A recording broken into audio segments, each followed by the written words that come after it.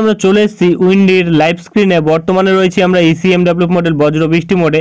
তো যেটা লক্ষ্য করা যাচ্ছে আমাদের দক্ষিণবঙ্গে কিন্তু এই মুহূর্তে আজ ও আগামীকাল তেমনভাবে কোনো বৃষ্টি কিন্তু আমরা পাচ্ছি না, তবে একটা পশ্চিমী ঝঞ্ঝা কিন্তু আসছে ক্রমশ, যেটা আমরা বর্তমানে পাচ্ছি। এবং 28 তারিখ রাত্রির থেকে কিন্তু এটি বৃষ্টিপাত ঘটানোর সম্ভাবনা রাখছে, যেটা কিন্তু আমাদের উত্তরবঙ্গের দিকে থাকবে, যেটা মোটামুটি এপাশে ইসলামপুর, কিষানগঞ্জ এবং শিলিগুড়ি, নকশালবাড়ি, কার্শিয়ং, দার্জিলিং এইসব জায়গাগুলিতে কিন্তু বৃষ্টি থাকতে পারে আগামীকাল, যেটা বর্তমানে লক্ষ্য করা যাচ্ছে। এবং তারপরে কিন্তু 29 তারিখ রাত্রিবেলার দিকে কিন্তু দেখা যাচ্ছে রাত্রির 1টার দিকে প্রায় বৃষ্টির সম্ভাবনা থাকছে, যেটা কিন্তু রায়গঞ্জ এবং মিনাপুর, হরিশ্চন্দ্রপুর, শিবগঞ্জ, কাথিয়ার এইসব জায়গাগুলিতে কিন্তু থাকছে বৃষ্টির সম্ভাবনা।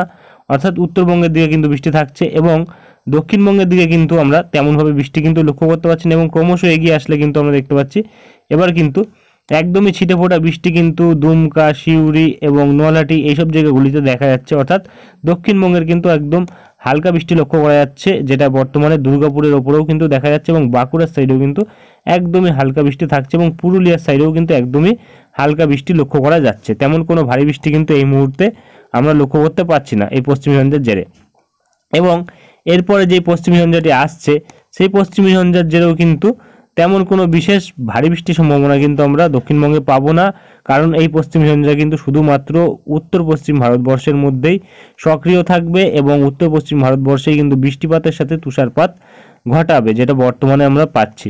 এবং এর ফলে কিন্তু আমরা যেটা বর্তমানে পাচ্ছি এই পশ্চিমী ঝঞ্ঝা আসার ফলে কিন্তু তাপমাত্রা কিন্তু যেটা আগামী দুদিনের মধ্যে নামবে, সেটা কিন্তু আবারও তাপমাত্রা বাড়বে, তারপরে কিন্তু আবারও তাপমাত্রা ক্রমশ নামবে। তো বর্তমানে যেটা আমরা পাচ্ছি প্রায় গতকাল আমরা দেখেছিলাম তাপমাত্রা কিন্তু 15 ডিগ্রিতে নেমে আসছিল এবং আজ কিন্তু দেখতে পাচ্ছি যে 16 ডিগ্রিতে তাপমাত্রা থাকছে, অর্থাৎ 1 ডিগ্রি কিন্তু তাপমাত্রা বাড়ছে, যেটা আমরা বর্তমানে লক্ষ্য করতে পারছি।